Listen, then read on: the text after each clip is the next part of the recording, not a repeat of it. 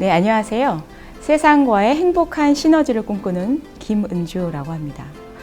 요즘 모두들 변화가 너무 빠르다는 이야기를 하죠. 예전에 과학 시간에 지구가 매일매일 공전과 자전을 한다고 배웠었죠. 그래도 우리가 살면서 그것을 감지하지 못하잖아요. 근데 요즘은 정말 지구가 돌고 있구나. 이런 느낌이 드는 정도의 변화인 것 같습니다. 요즘 그래서 VUCA라는 키워드를 많이 이야기하는데요.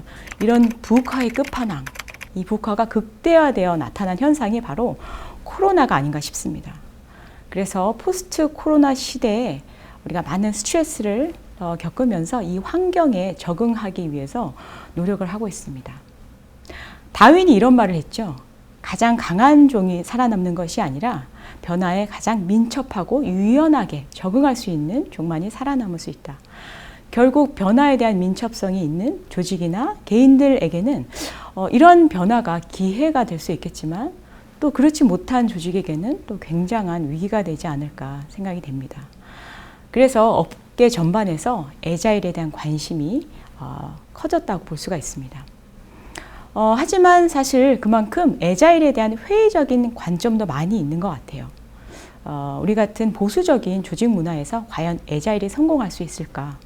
왜냐하면 사실 애자일이 성공하려면 바로 사람들이 매일매일 일하는 방식, 서로 소통하는 방식, 또 그것에 지대한 영향을 미치는 리더십의 변화가 수반되어야 하기 때문입니다.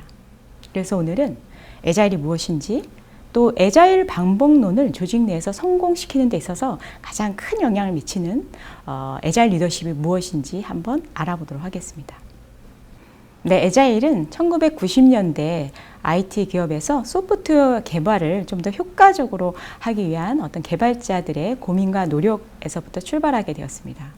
기존에는 소프트웨어를 개발할 때 고객의 요구사항을 먼저 확인한 이후에 기획하고 그 다음에 설계하고 또 개발하고 테스트하고 출시하는 그런 방식으로 단계적으로 일을 추진을 했습니다. 이것을 폭포수 방식이라고 부르는데요. 애자일 방식은 그것과 달리 기획, 설계, 개발, 테스트를 맡은 팀원들이 이 짧은 업무 주기를 세우고 그 안에서 같이 협업하면서 일하는 방식이라고 볼 수가 있습니다. 근데 이렇게 일을 하다 보니까 기존 방식보다 소프트웨어를 개발하는 데 드는 어떤 시간과 비용을 획기적으로 절감할 수 있었던 거예요. 왜냐하면 환경 변화가 워낙 빠르다 보니까 고객의 요구사항이 갑자기 바뀌는 경우도 있고요. 그렇게 되면 초기에 완벽한 계획을 세우는데 너무 오랜 시간을 쓰는 것보다는 빨리 어떤 작동 가능한 제품을 출시하고 또 지속적으로 개선하는 것이 훨씬 더 현명한 방법이었던 거죠. 그리고 또 팀원들이 서로 떨어져서 일을 하게 되면 어떤 자신의 업무에만 집중하게 되기 때문에 전체를 보지 못하게 되는 그런 경우가 많이 있는데 팀으로 같이 긴밀하게 협력해서 일을 하게 되다 보니까 개발 중에 발생하는 에러를 더 빨리 이제 찾아나고 해결해 나가고 또 그래서 고객의 어떤 변화 요구에도 더 빨리 민첩하게 대응할 수 있었다. 이게 바로 장점이었던 것 같습니다. 애자일의 어떤 마인드셋이라고 볼 수 있는 애자일 매니페스토 선언문에서는 정형화된 프로세스나 규정보다는 사람들 간의 소통이 더 중요하다. 그리고 완벽한 어떤 문서나 보고서보다는 실질적인 아웃풋을 중시 여기고요. 고객을 협상의 어떤 대상으로 보기보다는 협력이 필요한 대상으로 보고요. 그리고 계획을 세워서 철저히 준수하는 것보다는 변화에 대해서 유연하게 대응하는 것을 더 강조합니다. 결국 핵심은 고객을 중심으로 좀 더 유연하고 좀 더 기민하게 대응하자. 이것입니다. 사실 애자일 선언문은 너무 단순하고 또 어찌 보면 당연한 원칙 아닌가라는 생각이 좀 듭니다.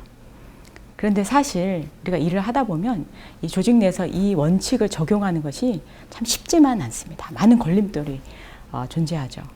그래서 많은 기업들이 사실 고객 가치가 가장 중요하다라고 표방을 하고 있지만 이런 하향식 위계적인 조직 구조에서는요, 고객의 요구에 발빠르게 대응하는 것이 쉽지가 않습니다. 경영진에서는 실패하지 않을 완벽한 전략을 세우기를 원하죠. 그래서 직원들로부터 많은 정보를 수집을 합니다. 그래서 수많은 보고서들이 만들어지고요. 또 오랜 기간 동안 검토와 회의를 통해서 전략과 실행의 방법들이 결정이 됩니다. 하지만 그렇게 이제 위에서 결정된 전략이 단계 내려와서 현장에 전달된 시점에 이르게 되면요, 이미 시장 환경이 달라져 있을 가능성도 있고요.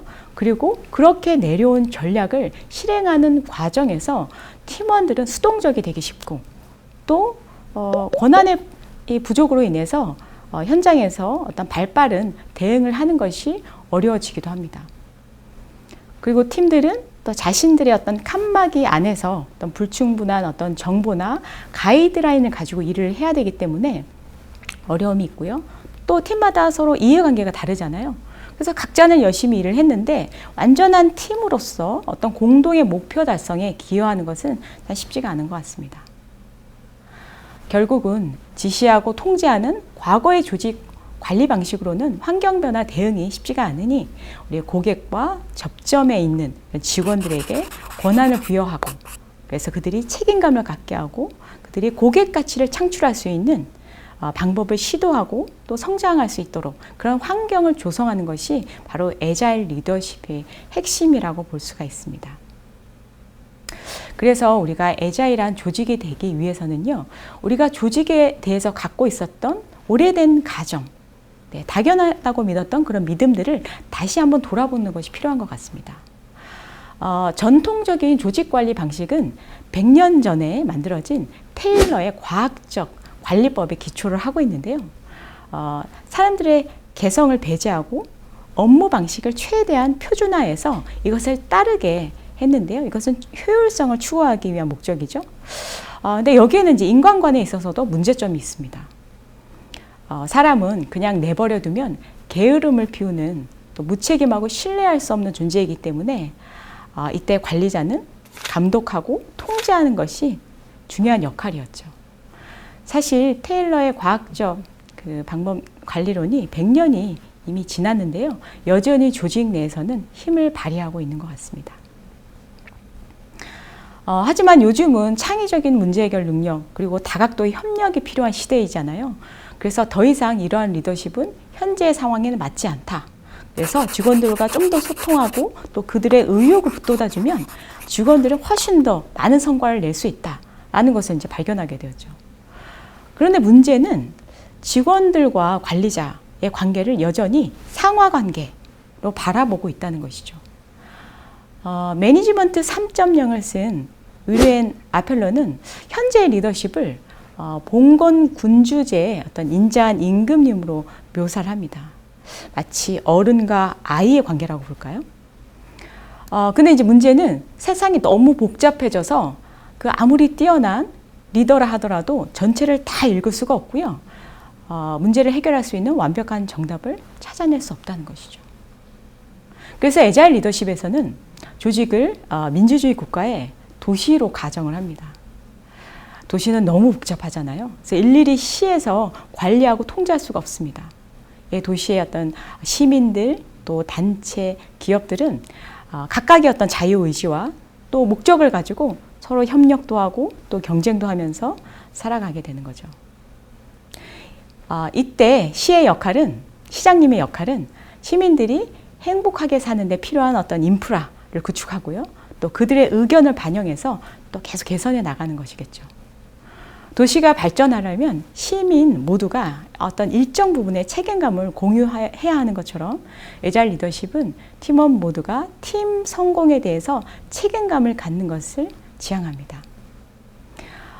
이때 리더의 중요한 역할은 지시하고 통제하는 것이 아니라 팀원들이 좀 더 효과적으로 일할 수 있도록 그 생태계, 그 환경을 구축해 주는 것입니다.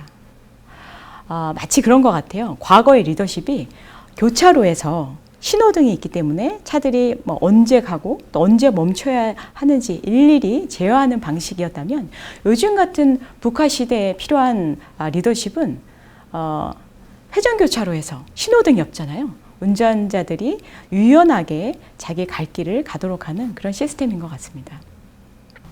애자일은 생산성 향상을 위해서 시작되었지만 사실 그 노력이 어떤 성공의 결실을 맺기 위해서는요, 조직을 관리하는 방식, 또 리더십의 변화가 수반되어야 합니다.